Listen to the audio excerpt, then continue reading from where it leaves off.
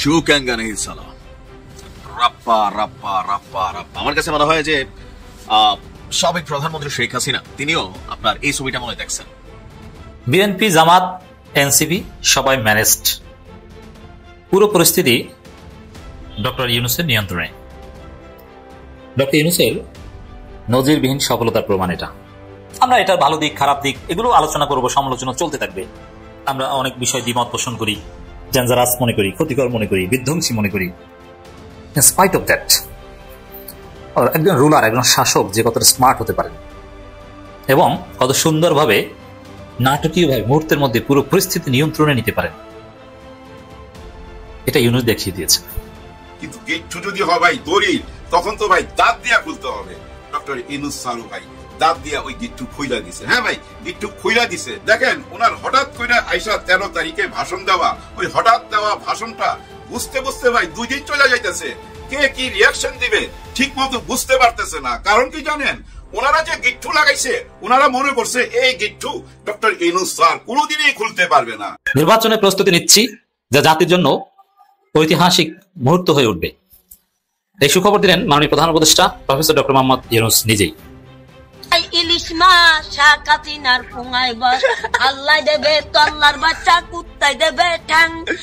আমলিকির বর পেটে দেখো 80,000 ব্যাংক, বাবা পটাং পটাং। কুত্তা লীগের যে কবরে যাওয়ার সময় হয়েছে এমন একটি নিউজ আজকে রাজশাহী থেকে বলছি। শহীদ জিয়ার অবদান আজকের এই বাংলাদেশ।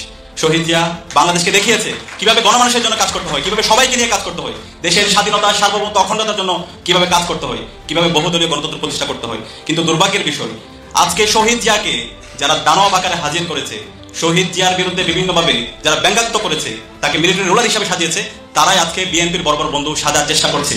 কালকের দিনটা খেয়াল করেন, টান টান উত্তেজনা, নানামুখী উত্তেজনা। একদিকে শেখ হাসিনার বিরুদ্ধে যে মামলা, সেই মামলার রায়ের দিন ঠিক হবে কালকে, যে কবে রায় ঘোষণা হবে, এটাকে কেন্দ্র করে তার 2-3 দিন আগে থেকে ভয়াবহ একটা অবস্থা। হুম্মান কাদের চৌধুরী যখন বলেছিল নারায় থাকবে, এই হারামটা ঢাকায় বসে বলছে বিএনপির মঞ্চে নারায় তাকবীর চলবে না। স্যার যখন কথা বলতেছিল, ওনার চোখের দিকে তাকায় আমি একটা জিনিস অনুভব করছি যে ভাই আসছিলাম তোদের কিছু উপকার করার জন্য, আসছিলাম এই দেশের জন্য কিছু কাজ করতে। সত্যি তো উনি কিছু কাজ করতে চান। খেয়াল আছে তো ছবিটার নাম কি? আল্লু অর্জুনের। এটা আজকের ভিডিওতে কমেন্টে জানাবেন, যারা না দেখছেন তারা বুঝবেন না এটার। গেল কয়েকদিন আগে আন্তর্জাতিক কয়েকটা গণমাধ্যমকে সাক্ষাৎকার দিয়েছিলেন শেখ হাসিনা। তো সেখানে তাকে জিজ্ঞেস করা হয়েছিল জুলাই আগস্ট অভ্যুত্থান সম্পর্কে তারা জাতির কাছে ক্ষমা চাইবে কিনা, কারণ এখানে যে ঘটনাগুলো ঘটছে তিনি তখন স্পষ্ট বলছেন যে ক্ষমা চাইবে না। এবার আরেকটা আন্তর্জাতিক গণমাধ্যম বিবিসিকে একটা সাক্ষাৎকার দিয়েছেন আজকে শেখ হাসিনা। আর সেই সাক্ষাৎকারেও তিনি এমন কিছু বক্তব্য দিয়েছেন যেটাতে স্পষ্ট বোঝা যাচ্ছে ঝুঁকেঙ্গা নেই সালা। আর এই মুহূর্তে আওয়ামী লীগের সাথে বা বিভিন্ন অ্যাক্টিভিটিস যাই হচ্ছে বাংলাদেশে, সেখান থেকে ঝুঁকা যে মেন্টালিটি হয়তো বা যদি মাফ চাইতো থাকতেও হইতে পারতো, বাট এখন এই সিস্টেমের কারণে এটা হবেও না। এখন কি এমন বক্তব্য দিচ্ছেন জানি, আবার নেট দুনিয়া তোলপাড়। গণঅভ্যুত্থানে আপনারা জানেন যে মানে এই গণঅভ্যুত্থান বলি বা আমরা জুলাই আন্দোলন বিপ্লব বলি, সেখানে ওনার বিরুদ্ধে যে মামলাগুলো আন্তর্জাতিক অপরাধ ট্রাইব্যুনালে যে মামলাগুলো আছে, সেই মামলাগুলো নিয়ে তিনি আজকে বিবিসিকে দেওয়া সাক্ষাৎকারে বলেছেন যে এখানে কোনো মানবতা বিরোধী ঘটনা ঘটে নাই, অভিযোগগুলো রাজনৈতিকভাবে উদ্দেশ্য প্রণোদিত এবং পূর্ব নির্ধারিত রায়ের অংশ হিসাবে উল্লেখ করেছেন। এই জায়গাতে আমি একটু যোগ দিই, আওয়ামী লীগের সময়ও ওই যে স্কাইপ কেলেঙ্কারি একটা বাড়ি ছিল, তো তখনও কিন্তু এরকম দেখা গেছিল যে রায় আসলে আগেই নির্ধারণ করা থাকে, সরকারে যারা থাকেন তাদের মতনই কিন্তু আসলে সিস্টেম চলে, বিচার বিভাগ এরকম কিন্তু তখন বুঝছিল না। মাহমুদ সাহেব মাইটের খাইলেন যে এই স্কাইপি কেলেঙ্কারির পরে মামলা শিকার হইলেন। তো এখন একইভাবে আওয়ামী লীগ মনে করতেছে এটাও পূর্ব নির্ধারিত এবং রাজনৈতিক উদ্দেশ্য প্রণোদিত। এটা কিন্তু আমরা সবাই জানি, এটাই বাস্তবতা। জামাতের সময়ও যাদের বিচার করা হয়েছে সবার সম্পর্কে কিন্তু আসলে এখানে নেগেটিভ ছিল না, 2-1 সম্পর্কে একটা পজিটিভ অবস্থান ছিল, আর এটা নিয়ে মানুষ তখন প্রটেস্ট করছে। বিবিসিতে দেওয়া সাক্ষাৎকারে শেখ হাসিনা বলছেন তার অনুপস্থিতিতে যে বিচার চলছে তা ক্যাঙ্গারু কোর্টের সাজানো প্রহসন এবং রাজনৈতিক প্রতিপক্ষের নিয়ন্ত্রণাধীন। তিনি আরো জানান তার আইনজীবী বা আত্মপক্ষ সমর্থনের সুযোগ দেওয়া হয়নি। এখন শেখ হাসিনা বলছেন যে আন্দোলন দমনের পরিস্থিতি নিয়ন্ত্রণের বাইরে চলে গেলেও তিনি কখনোই নিরস্ত্র বেসামরিক নাগরিকের উপর গুলি চালানোর নির্দেশ দেননি। তিনি এই মামলাকে রাজনৈতিকভাবে আওয়ামী লীগকে নিশ্চিহ্ন করার পরিকল্পনা হিসাবে তিনি আখ্যায়িত করেছেন। অপর আরেক জায়গায় আয়নাঘর নিয়ে তিনি আবার দিয়েছেন চাঞ্চল্যকর তথ্য যে আয়না ঘরে যে নির্যাতন হয় এই বিষয়ে তিনি জানতেনই না। এখন এই বিষয়টাকে আপনার কাছে সত্যি মনে হয় নাকি মিথ্যা? আমার কাছে মনে হয় ওয়ান কাইন্ড অফ কোর্স তিনি জানতেন, কারণ আয়না ঘরে যারা ছিলেন এবার ডিবির কাছে বা বিভিন্ন জায়গায় এটা কোথাও না কোথাও সরকার প্রধান হিসেবে তিনি জানতেন, ওইখানে খুব গুরুত্বপূর্ণ ব্যক্তিরা ছিলেন। ভাই আপনি রাগ হইতে পারেন, কিন্তু এটা বাস্তবতা। আয়নাঘর বা গোপন বন্দিশালায় কাউকে আটকে রেখে নির্যাতনের বিষয়ে তিনি জানতেন না বলে দায় অস্বীকার করেছেন শেখ হাসিনা। বিবিসিকে ইমেইলে দেওয়া সাক্ষাৎকারে তিনি এই মন্তব্য করেছেন। বিবিসির প্রতিবেদনটি বলছে যে শেখ হাসিনাকে ক্ষমতাচ্যুত করার পর যে বন্দিশালার খোঁজ পাওয়া যায়, যেখানে বহু মানুষকে বেআইনিভাবে বছরের পর বছর আটকে রেখে নির্যাতন করা হয়েছে, আর এই আয়নাঘর নামে পরিচিতি পাওয়া, এই সকল কিছুর কারণে শেখ হাসিনার সমালোচনা অনেক গুণ হয়েছে। এইসব ঘটনার জন্য দায়ী কে? তো তিনি বলছেন যে তিনি এসব বিষয়ে জানতেন না।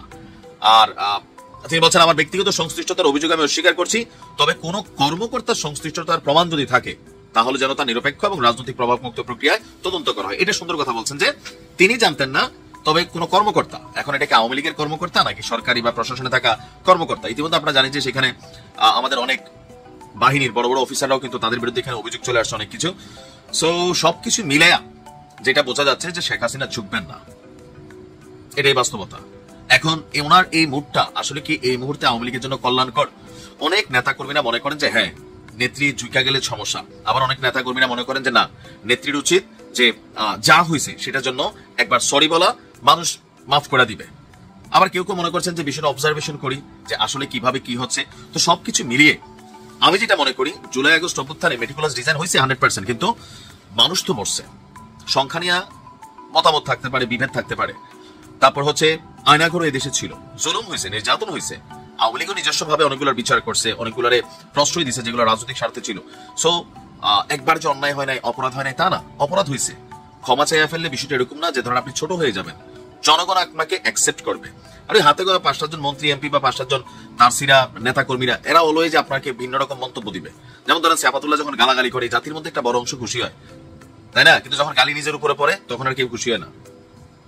দেখা যাক আওয়ামী লীগ তারা ভালো বুঝে তারা কি সিদ্ধান্ত নিবে। আসসালামু আলাইকুম। নাটকীয়ভাবে পুরো পরিস্থিতি ইউনূসের নিয়ন্ত্রণে, বিএনপি জামাত এনসিপি সহ সবাই ম্যানেজড, নজিরবিহীন সফলতা। দেখেন জামাত 2 দিন আগে কি হুমকিটা দিয়েছে। বাংলাদেশের সবচাইতে বড় রাজনৈতিক দল এখন জামাত, তারা 8 দলকে নিয়ে হুমকি দিয়েছে। প্রধান উপদেষ্টার আগে গণভোট না হলে প্রধান উপদেষ্টার বাসভবনের সামনে আনলিমিটেড অনির্দিষ্টকালের জন্য অবস্থান কর্মসূচি দিব। আগে গণভোট না দিলে কোনো নির্বাচন আয়োজন করতে পারবেন না। 2029 সালে কোনো নির্বাচন করতে পারবেন না। আগে গণভোট না হলে 26 সালে কোনো নির্বাচন নাই। আমিরে জামাত বলেছেন, পীর সাহেব চরমনাই বলেছেন, শিবিরের নেতারা বলেছেন, বাংলাদেশের সবচাইতে বড় দলের শীর্ষ নেতারা এই ঘোষণা দিয়েছেন। এবং তারপরে প্রফেসর ইউনূস ভয় পান নাই। তিনি নীরবে নিবৃত্তি, তার সিদ্ধান্ত যৌক্তিক না অযৌক্তিক সে আলোচনা কিন্তু আমি এখানে করছি না। প্রফেসর ইউনূস ভুল করেছেন এটা আমরা আগে বলেছি, কিন্তু সেই আলোচনা এখানে না।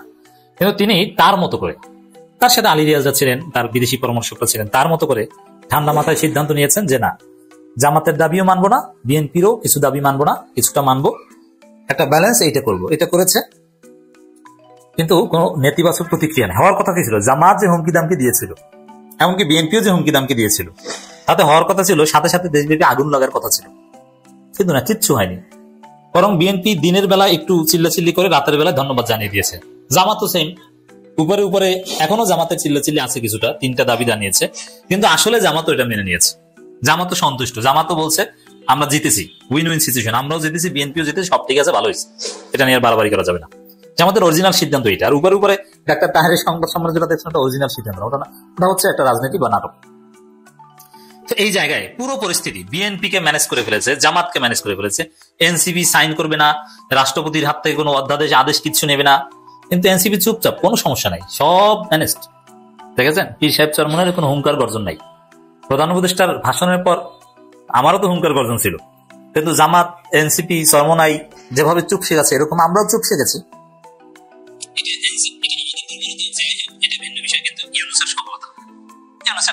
ইউনূসের ঘোষণা সবাই মেনে নিয়েছে।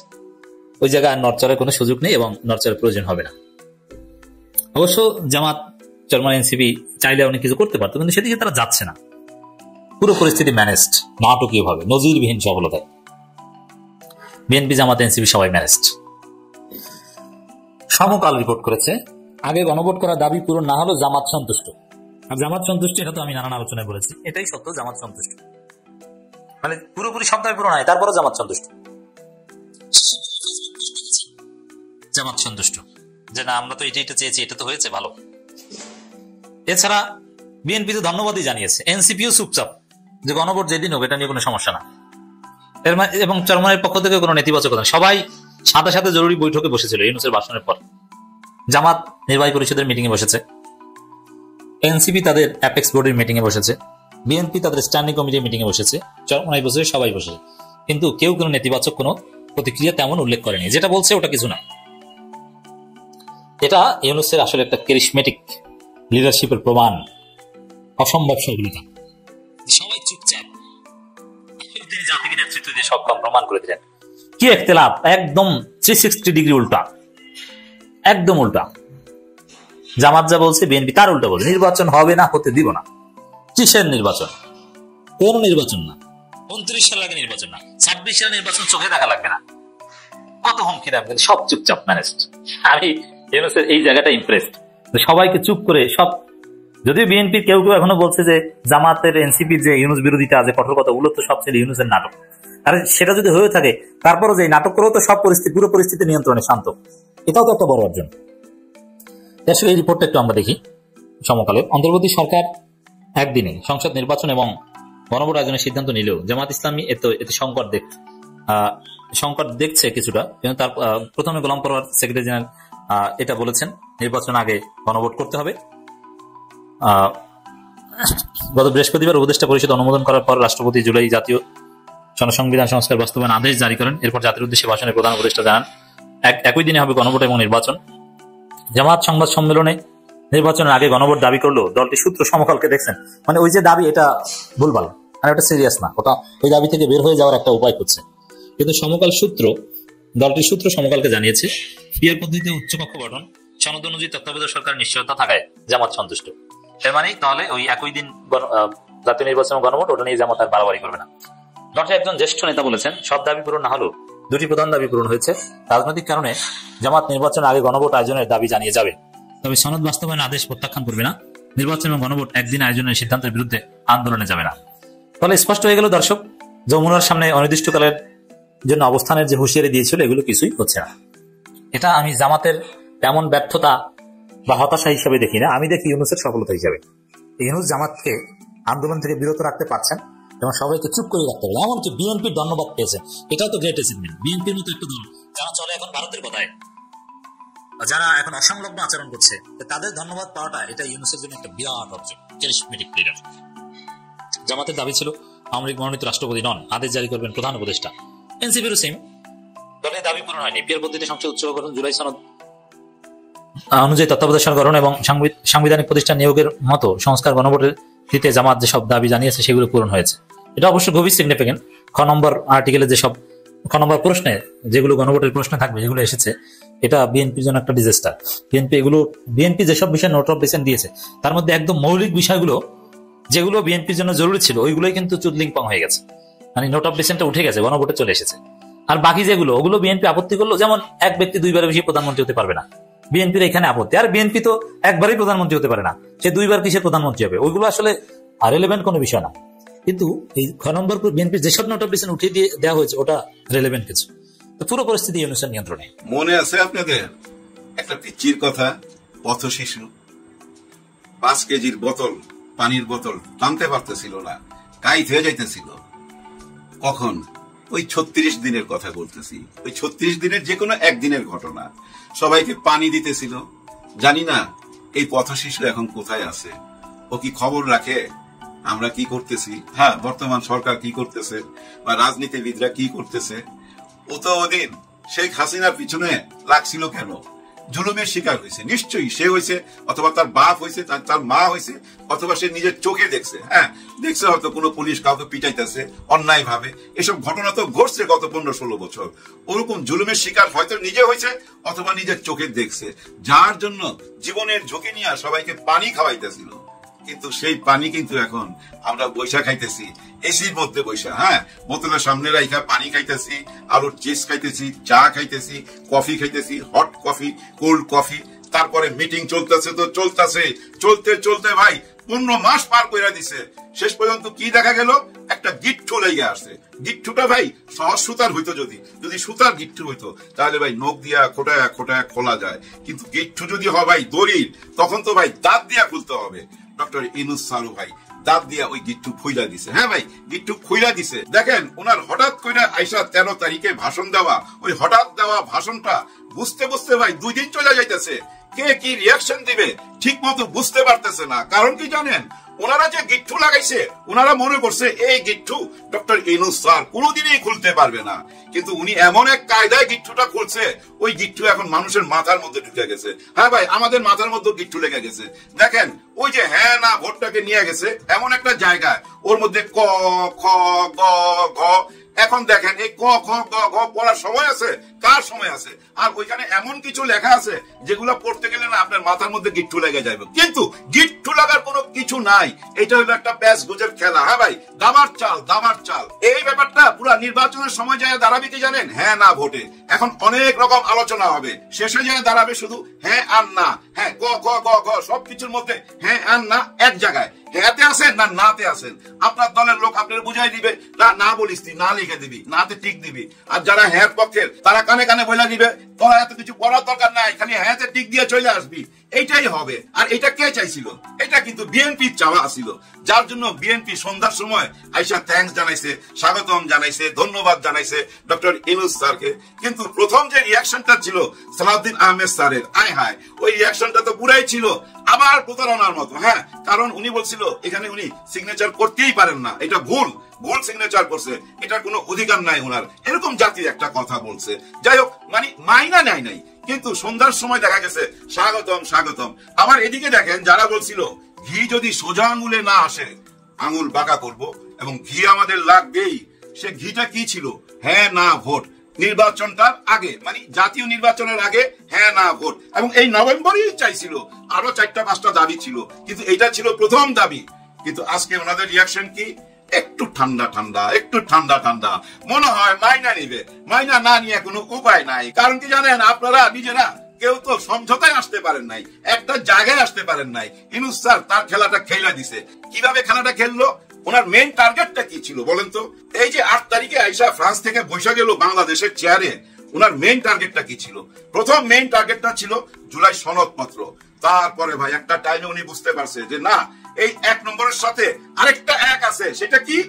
শেখ হাসিনার বিচার, সেটা কইরা যাইতেই হবে আমাকে। যার জন্য দেখেন 13 তারিখে শেখ হাসিনার লকডাউন এবং বিচারের রায় হবে একটা ডেট দিবে, সেটার কারণে কি হুলস্থুল কাণ্ড বাঁধায় ফেলাইছিল। এই আলোচনাটা গত 2-3 দিন, মানে 13 তারিখের আগের 2-3 দিন এমন ভাবে উচ্চতে উঠতেছিল, মনে হয় শেখ হাসিনাই বাংলাদেশে। ঠিক ওই টাইমে ঘোষণা আসলো যে প্রধান উপদেষ্টা একটা ভাষণ দিবে, কিন্তু কোনো টাইম জানাইলো না। হঠাৎ করে দেখলাম দুপুর বেলা।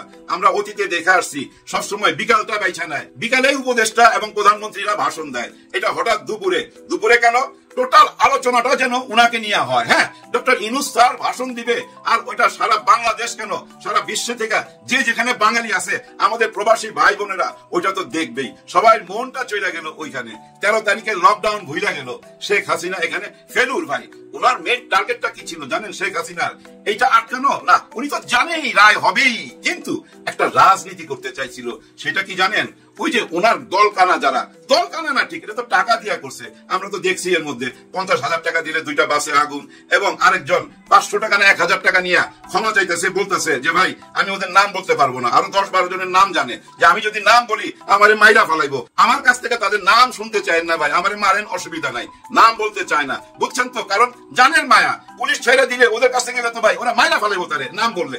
দেখছেন কি অবস্থা দেশের ভিতরে। কিন্তু ডক্টর ইউনূস স্যার কিন্তু এইসব টেনশন করে না। উনার মুখে কিন্তু হাসি, কনফিডেন্স কি বলে কিভাবে দেখেন না? সুন্দর একটা নির্বাচন হইতেই হবে, এবং এই নির্বাচনটা সবাই ঈদের মতো উপভোগ করবে। ঈদ আসতেছে, ঈদের আগে আরেকটা ঈদ, চিন্তা করেন। তার মানে কি কোন একটা বিশ্বাস তো উনার আছে। আর ওই বিশ্বাসটা কি জানেন? ওই যে 17 তারিখে বিচারের রায়টা হয়ে যাবে, যেটা উনার মেইন টার্গেট। আর মেইন টার্গেট কি? জুলাই সনদপত্রের ঘোষণা তো হয়ে গেছে ভাই। আপনারা কি দেখতে পাচ্ছেন না? নিশ্চয়ই দেখতে পাচ্ছেন। হ্যাঁ না ভোটের মধ্যে ঘোষণা চলেই আসবে, আর ওই হ্যাঁ না ভোটের মধ্যে হ্যাঁ যুক্ত হবে। এটা মাথায় রাখেন, হ্যাঁ যুক্ত হবে। কেন বলতেছি? কারণ কি জানেন?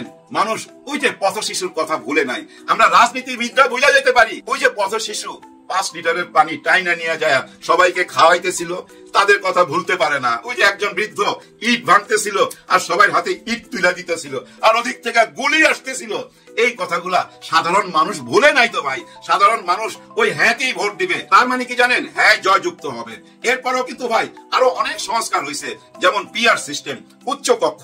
আবার সেটাও কি জানেন, এই যে আমরা যে ভোট দিব ওই ভোটের সংখ্যা অনুযায়ী, অর্থাৎ আমাদের ভোটটা গণনা কইরা ওইখান থেকেই উচ্চ কক্ষের জন্য 100 জন বাছাই করা হবে। দেখছেন সংস্কার তো হয়েছে, এটাও মাইনা নিতে বাধ্য। কিন্তু এটা ছিল আবার জামাতের দাবি, সেখানেও কিন্তু পূরণ করছে। আর হ্যাঁ না ভোট চাইছিল জাতীয় নির্বাচনের সঙ্গে বিএনপি, সেটাও পূরণ করছে। কিন্তু দস্তখত করে নাই, সাইন করে নাই কে? জাতীয় নাগরিক পার্টি। তারা কিন্তু চুপচাপ, তাদের খুব একটা রিয়াকশন কিন্তু আমরা পাচ্ছি না। কিন্তু তাদের একটা মতামত আগেই তারা জানাইছিল, সেটা কি, যে গণভোট জাতীয় নির্বাচনের সঙ্গে হোক, এতে তাদের কোনো আপত্তি নাই, এরকম একটা আভাস কিন্তু তারা দিছে। তার মানে কি ডক্টর ইউনূস স্যারের মনের কথা তারা জানলো কেমনে? প্রশ্ন চলে আসে না? বন্ধুত্ব আছে, যোগাযোগ আছে। ডক্টর ইউনূস স্যার কি কি বলবে এটা কিন্তু ওনারা জানে বলেই আগে থেকে এই ব্যাপারে কোনো জোর দেয় নাই। যে জোরটা দিছিল জামাতে ইসলাম এবং 8 দল, ওই জোরটা কিন্তু এনসিপি দেয় নাই। এনসিপি এখন চুপচাপ কেন? কারণ ওই যে জুলাই সনদপত্রের ঘোষণা হইতে কোন রকম বাধা নাই। এই নির্বাচনের পরে এই দায়িত্বটা কাদের উপরে পড়বে জানেন? ওই যে পিআর সিস্টেমে যারা উচ্চ কক্ষে যাবে ওই 100 জনের উপরে পড়বে। নিম্ন কক্ষ থেকে ওইখানে প্রস্তাব যাবে, ওই প্রস্তাব ওনারা পাশ করবে, এইভাবেই পাশ হয়ে যাবে, কোন রকম প্রবলেম হবে না। কারণ কি জানেন, এই নির্বাচনে কেউ যদি মনে করে ওনারা একাই চলে যাবে, এটা খুব ভুল হবে, খুব ভুল ধারণা হবে। কেউ একা যাইতে পারবেন না, হাড্ডাহাড্ডি লড়াই হবে তো ভাই, হাড্ডাহাড্ডি লড়াই হবে। কিন্তু এর মধ্যে এনসিপির ভূমিকা কি, এনসিপির ভূমিকা কি আমরা বুঝতে পারবো। এনসিপির কি ভূমিকা এটা বোঝা যায়। এনসিপির ভিতরে একটুখানি গিট্টু লাগছে ভাই, ওই গিট্টুটা আবার দাঁত দিয়া খোলার দরকার নাই, হাতের নখ দিয়া খোটায় খোলা যাবে। কারণ ওনাদের মাঝখান থেকে একটা স্ট্যাটাস আসছিল যে ওহে আসিফ মাহমুদ সবুজ, একটি আসনের জন্য নিজের কি জানি বেচা দিও না, ব্যক্তিত্ব নাকি আমাদের এনসিপির বিবেক, এমন কিছু নাকি স্বাধীনতার বিবেক, এমন কিছু বুঝাইছিল যে বিক্রি কইরা দিও না একটা আসনের জন্য। মানে ওই যে 10 আসন, ওই 10 আসনের ইঙ্গিত দিছে। আর আমরা জানি বিএনপি ওইখানে কাউকে এই পর্যন্ত দেয় নাই। তার মানে তলে তলে কি আসিফ মাহমুদ সবুজ বিএনপির সঙ্গে হাত মিলাইছে। কেন এই কথাটা বলতেছি দেখেন, সৈয়দ আব্দুল্লাহ তাহের সাহেব একটা কঠিন কথা বলছে। সেই কঠিন কথাটা এর আগেও বলছিল যে আমাদের কাছে অনেকে টেলিফোন ভয়েস আছে, হ্যাঁ প্রমাণ আছে বলছিল। এখন বলছে 3 জনকে পদত্যাগ করতে হবে, ওনাদের দাবি। এই ভাষণের পর অন্য কোনো দাবি সামনে আনে নাই, মেইন দাবি 3 জনকে পদত্যাগ করতে হবে। কারণ এই 3 জন বিএনপির ঘরানার, এটা বুঝাইছে উনি। এখন এই 3 জন কে, এটা বিরাট প্রশ্ন না? আমাদের অনেকেরই ধারণা এমন আসতে পারে আসিফ নজরুল সাহেবের কথা আসতে পারে মনে মনে। কারণ আসিফ নজরুল সাহেবকে নিয়ে আমরা অনেক নেগেটিভ কথা শুনছি, সত্য না মিথ্যা এটা তো আমরা জানি না। ওই শোনা থেকে একটা ধারণা তো করতেই পারে সাধারণ মানুষ। আর কে আরেকজন হইতে পারে কে জানেন? ওই যে মাস্টার মাইন্ড মাহফুজ আলম। এটা কিন্তু আমার ধারণা, মানুষের কথা শুনে বলতেছি, এটা যে হবে তা না, কিন্তু হইতে পারে। কারণ উনি কিন্তু বলছিল মওদুদি আরেকটা ইসলামিক দল দরকার নাই, মওদুদি স্টাইলের আরেকটা ইসলামিক দলের দরকার নাই। তার মানে কি কবে বলছিল এই কথাটা? যেদিন ওনার একটা সমাবেশ ডাকছিল এবং আমরা শুনছিলাম এনসিপি ওইখানে যাবে। হঠাৎ করে শুনলাম এনসিপি যাবে না, কেন?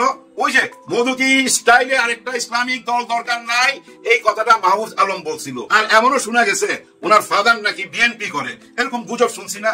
গুজব না সত্য আমি জানি না, আপনারা ভালো বলতে পারেন। তার মানে কি এই 2 জন, আরেকজন ওই যে 10 আসন আসিফ মাহমুদ সবুজ, 3 জন, এই 3 জন কি না নাও হইতে পারে। এই 3 জন হইলে ভাই খুব কষ্ট পাবো, হ্যাঁ খুব কষ্ট পাবো। ওনারা বলছে হ্যাঁ এই 3 জনের নামে আমরা চিঠি দেবো, চিঠি পাঠাবো। যদি 3 জনকে বহিষ্কার না করে তাহলে আমরা মিডিয়ার সামনে তাদের নাম প্রকাশ করে দেবো। আমরা নামের জন্য অপেক্ষা থাকি। আমি যেটা চিন্তা করছি এটা যেন না হয়, হইলে খুব কষ্ট পাবো ভাই। তাই সাহেব সরাসরি জানাই দিছে ওই 3 জনকে যদি বহিষ্কার না করা হয় তাহলে কিন্তু আমরা মিডিয়ার সামনে তাদের নাম বলে দিব। এখন প্রশ্ন উঠছে বাকিরা যারা আছে তারা কি ইসলামিক পন্থী? এই প্রশ্ন চলে আসে না? যে কেউ তো এই প্রশ্ন করবে ওই 3 জনকে কেন খুঁজে বের করলো, অন্যদেরকে না কেন? অন্যরা কি জামাতের পক্ষে? না, এরকম কিছু না। ওনারা নিশ্চয়ই সবাই নিরপেক্ষ। এই 3 জন নিশ্চয়ই নিরপেক্ষ না। আর এই 3 জনকে আমি যেটা বলছি এটা মাথায় নিয়েন না, এটা তো আমি মানুষের কথা শুনে বলছি, অন্য কেউ তো হইতে পারে। আমরা অপেক্ষায় থাকি। কিন্তু শেষ করার আগে শুধু এইটুকুই বলবো, এনসিপির হারাইবার কিছু নাই। ওনারা যে সিগনেচার করে নাই এটার পিছনে ভাই ওই যে মুরব্বীর ইশারা আছে, মুরব্বী ইশারা করছে বলে সিগনেচার করে নাই। মুরব্বীর অনেক মনের কথার সাথে ওনাদের মনের কথা মিলা যায়, খেয়াল করলেই বাইর করতে পারবেন। এনসিপি এখন ব্যস্ত তাদের নমিনেশন পেপার নিয়ে, 10,000 টাকা করে ভাই এক একটার দাম। এর মধ্যে শুনলাম 1,000-এর উপরে বিক্রি হয়ে গেছে, তার মানে মানুষের আগ্রহ আছে।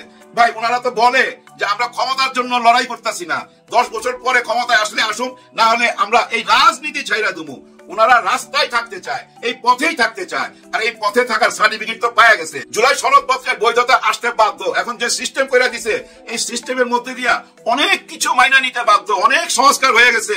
ধীরে ধীরে দেখবেন সবাই আলোচনার মধ্যে ফুইটা উঠবে কি কি সংস্কার হয়েছে। প্রধানমন্ত্রী আর দলের নেতা থাকতে পারবে না, প্রধানমন্ত্রী যে হবে সে দলের নেতা থাকতে পারবে না, 10 বছরের বেশি কেউ প্রধানমন্ত্রী থাকতে পারবে না। এই সংস্কারটাতেও হয়েছে, পিআর সিস্টেমটাতেও হয়েছে, এবং জুলাই সনদপত্র ঘোষণা দেওয়ার জন্য দিন তারিখ ঠিক করে দিছে, কারা কারা করবে। 170 দিন, 180 দিন এবং 30 দিন, অনেক রকম গিট্টু মার্কা কথাবার্তা আছে। কিন্তু যারা আইনবিদ তারা কিন্তু বুঝতেছে। বিশেষ করে শিশির মনির সাহেবের যে রিয়াকশন দেখলাম, শিশির মনির সাহেবের রিয়াকশন দেখা মনে হয়েছে জামাত ইসলাম মেনে নিছে। দেখেন ভাই ব্রাদার, জামাত ইসলাম থেকে যারাই যাক না কেন এই সংসদ ভবনে, একটা কথা মনে রাখেন, আগামীতে আইনমন্ত্রী হতে যাচ্ছে কে? নিশ্চয়ই শিশির মনির। এটা আমার ব্যক্তিগত ধারণা, মাথায় দিয়ে দিলাম আপনাদেরকে, আপনারা মাথায় রাখেন। এরকম কিছু হইলে ভাই অনেক ভালো হবে, এটা মনে রাখেন। যাই হোক, নির্বাচনের দিকে সবাই ছুটছে, আগামীতে সব নির্বাচনের দিকে নাইমা যাবে। যেদিকেই তাকাবেন দেখবেন শুধু নির্বাচন নির্বাচন, সবাই ভুলে যাবে ওই সনদপত্রের কথা। হ্যাঁ না ভোটটা সামনে থাকবে, আলোচনায় থাকবে, এই টক শুধু আলোচনায় থাকবে। কারণ সবাই বলার চেষ্টা করবে ক খ গ ঘ, এত কিছু কি সাধারণ মানুষ বুঝবে? কেন বুঝবে না? সব ক খ গ ঘ ঢুকে যাবে ওই হ্যাঁ নার ভিতরে। আজ থেকে 35 বছর আগে শহীদ জিয়াউর রহমান উনি যদি হ্যাঁ না ভোট খাওয়াইতে পারে, এখন কেন খাওয়াইতে পারবে না? আগের যুগ কি এখন আছে? এখন তো ভাই পুরো দুনিয়াটাই হাতের মুঠায়, তাই না? এখন কেন বুঝবে না? নিশ্চয়ই বুঝতে পারবে ভাই, নিশ্চয়ই বুঝতে পারবে। অনেকে এসে বলার চেষ্টা করতেছে ডক্টর মোহাম্মদ ইউনূস স্যার একটা এক্সিট পয়েন্ট চাচ্ছে, বিএনপির সাথে হাত মিলিয়ে ফেলাইছে, বিএনপির পক্ষেই সবকিছু বলছে, আরেক পক্ষে বলতেছে জামাতের পক্ষে বলছে, আরেক পক্ষ বলতেছে এনসিপি কেন চুপচাপ? তার মানে কি কোন একটা ব্যাপার আছে? হ্যাঁ ভাই, এনসিপির সাথে কোন একটা তো ব্যাপার নিশ্চয়ই আছে। আমরা তো এখন ভুলে গেছি কিংস পার্টি, কিন্তু ভুলা যায় না ওই কিংস পার্টিটা মাথায় রাখেন। হাসনাতদের, নাহিদদের, তাদের হারাইবার কিছু নাই ভাই, কিচ্ছু নাই। এই ইতিহাসের পাতায় তাদের নাম লেখা হয়ে গেছে। তাদেরকে কে বান্দির পুত কইলো, কেডা ফকিন্নির পুত কইলো, কেডা রাজাকার কইলো, কমেন্ট বক্সে কেডা কে গালি দিল, ইতিহাসে কমেন্ট বক্সের কথাও লেখা থাকে না। কে গালি দিছে, কে বান্দির পুত বলছে, কে রাজাকার বলছে, এগুলো লেখা থাকবে না। লেখা থাকবে এই নাহিদদের কথা, হাসনাতদের কথা থাকবে ভাই। বেয়াদব বলেন আর বান্দির পুত বলেন, যার যা ইচ্ছা তাই বলেন, কোনো কিছু যায় আসে না। ইতিহাসে ওদের নাম লেখা হয়ে গেছে, রক্তের নাম কেউ মুছতে পারবেন না। যারা রক্ত দিছে, যারা শহীদ হয়েছে, তাদের নাম কেউ মুছতে পারবেন না। যেভাবে 71-এ যারা রক্ত দিছে, এই দেশকে স্বাধীন করছে, তাদের নাম কি আমরা মুছতে পারছি? না, নাম মুছতে পারি নাই। ঠিক তেমনি 24 কেউ মুছতে পারবেন না, এটা লেখা রাখেন। ডক্টর ইউনূস স্যার সব ব্যবস্থা কইরাই এই নির্বাচনটা দিছে। 17 তারিখেই উনার টার্গেট ফুলফিল আপ হয়ে যাবে। ওই যে বিচারটা শুরু হয়ে গেল না 17 তারিখে, আর থামাইতে পারবেন না। এরপরে একটা একটা কইরা কিন্তু বিচারের দড়িতে চলে আসবে, এটা কেউ থামাইতে পারবেন না। আর থামাইতে পারবেন না কি? এই যে সিস্টেমটা উনি চালু করে দিয়ে গেছে, এই সংস্কারের মধ্যে 84টা সংস্কারের মধ্যে 30টা তো সবাই একমত। আর যেগুলো নোট অফ ডিসেন্ট আছে ওগুলারও ভাই অনেক গিট্টু আছে। ওই গিট্টুগুলা নখ দিয়া খুইটা ফেলায়েন, সবাই এক হয়ে যান, মিলা যান। আর কোনো রাস্তা নাই, সব রাস্তা বন্ধ করে দিচ্ছে ডক্টর মোহাম্মদ ইউনূস স্যার। ওনাকে নিয়ে এখন শুধু সমালোচনাই করতে পারবেন, আর কিছু করতে পারবেন না। যে ঘোষণা দিয়া ফেলাইছে, বাকিটা হইলো নির্বাচন কমিশনার। উনি এখন তফসিল ঘোষণা করবে এবং নির্বাচনের দিন ঘোষণা করবে। সে অপেক্ষায় রইলাম, সুন্দর একটা নির্বাচনের অপেক্ষায় রইলাম।